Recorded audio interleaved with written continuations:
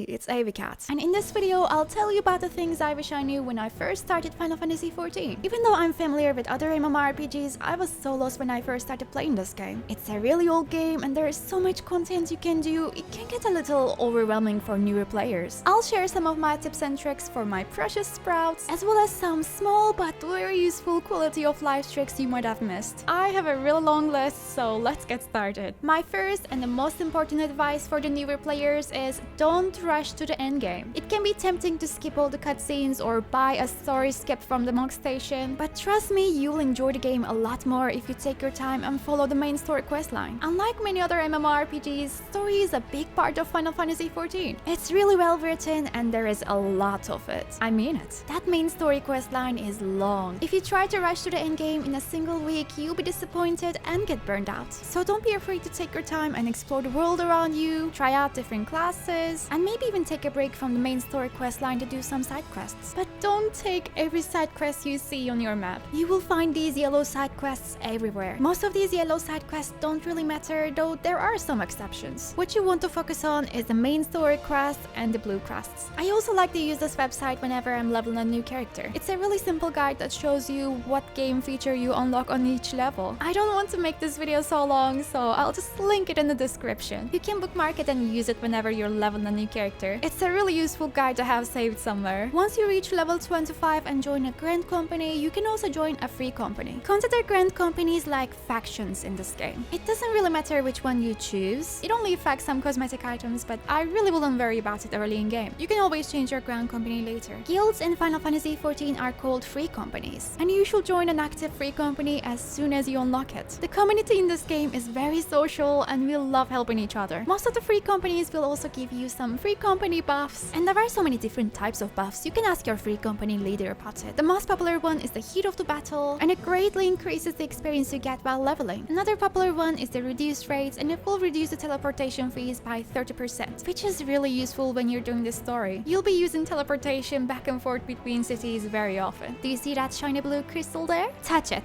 Touch it immediately. Don't forget to attune to the Aetherites every time you go to a new area. If you forget to attune, you'll have to do the walk of shame and it's not fun. I swear this was the bane of my existence when I first started this game. Don't be like me. Touch the shiny and save yourself. Are you hungry? You better be, cause you'll be eating lots of food while leveling. 3% experience bonus might not sound a lot at first, but it's definitely worth it. It doesn't even matter which food you use, even the cheapest one will give you some experience bonus. I always keep some boiled eggs in my inventory, and you should too. You can buy it from the merchants in the main cities. It's the cheapest option really. The food effects last for 30 minutes and it's pretty good for dungeons. Okay, so you queued into a dungeon, you got in one, and you don't know what you're doing. Don't worry, cause that's completely normal and expected. If you're feeling really anxious, you can always check some guides before you queue into the dungeons, but it's really not necessary anymore. Especially some of the older content is super casual. You shouldn't have any problems with blind running it as long as you're playing your role correctly. Just make sure to tell your party members it's your first time running this dungeon. There's a high chance you'll be matched with older players anyway. If there's an important mechanic and they know you're new, they will tell you about it. I've actually never seen an old player yell at a new player because they don't know the fight. People are surprisingly really nice to each other in this game. It feels so different. You might actually have a culture shock if you moved from one MMO to this one. The community we have here feels like a breath of fresh air compared to other MMOs I've played before. Also, don't be afraid to watch the cutscenes you get in dungeons and trials. The rest of the party should wait for you to finish the cutscene before they start the fight. It's almost like an unwritten rule in the 14 community at this point. As I said in the beginning of the video, the story is a big part of the game. If someone's watching a cutscene, the rest of the party will wait for them. And I've never seen anyone complain about this before. You can savor any cutscene without any worry. Sometimes the dungeon queues can take a little too long. It can especially be a problem for DPS players. If you queued into a dungeon or a raid and the queue is not popping, you can try and ask for others' help in the party finder. People tend to help each other with the queues, especially on data centers with lower population. You can also ask for help in your free company chat or the novice network. Yes, you heard me correctly, the novice network. You can easily access it by clicking the sprout icon in your chat box. If you ever have any questions about the game, you can ask it here. Mentors in Final Fantasy XIV don't have the best reputation, but you'll still find people who are actually trying to help newer players.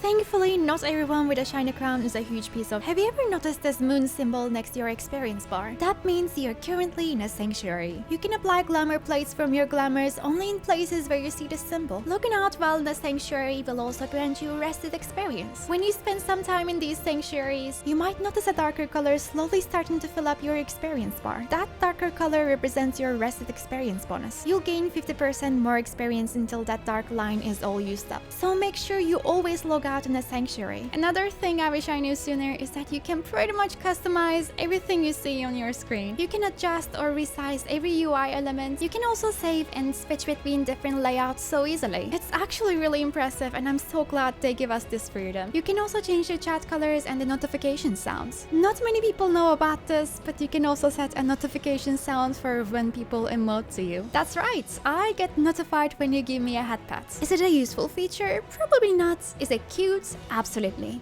The next thing in my list is a bit of a personal choice, but I like to turn off the mount music whenever I'm doing the main story. You'll have to get on and off your mount very often while questing, and the constantly changing music can get a bit annoying after a while. Sometimes I just want to enjoy the background music of the area I'm in. It's good to have the option to turn it on and off whenever we want. Alright, back to the dungeon. Let's say you goofed a bit. Let's say you did a silly little oopsie and died a little bit. Don't worry, it's fine. It happens. You get resurrected by the healer. Unless you are the healer, then you really did mess up. Once you get resurrected, don't immediately attack the boss or use any abilities. Give your healer some time to heal you first. When you get resurrected, you get a few seconds of invincibility buff. This usually prevents you from getting resurrected into an AoE and dying immediately. The moment you use any of your abilities, you'll lose this buff. So unless you want to die again, don't rush and let your healer heal you first. Cause if you keep doing that, I will find you. That's right, you better run. Wait, what do you mean you don't have sprint in your hotbar? You should always be ready to sprint. Using sprint in dungeons make it a lot easier to dodge AoEs. Especially when you get to the higher level content, you will feel the need for speed. Some of the attacks will be so fast you'll have to run for your life. Especially if you have a high ping, you will depend on the skill. So it's really useful to have it on your hotbar or somewhere you can reach easily. You can put anything on your hotbar. You can drag and drop any item, your mounts, your minions, anything. You can get as creative as you want and create your own shortcuts. Sky is the limit. No, it really is, I tried. This blasted invisible wall seeks to inconvenience me. I shall find another way to the moon. I hope you enjoyed my video and I hope it was useful. Is there anything else you wish you knew when you first started this game? Feel free to share them in the comments down below. I will love reading your feedback. And please don't forget to give this video a like and subscribe to my channel for more content. I'm trying to make at least one video per week and I really want to step it up in the future. I appreciate all your support, have an amazing day, and as always, I'll see you in my next video. Stay cozy!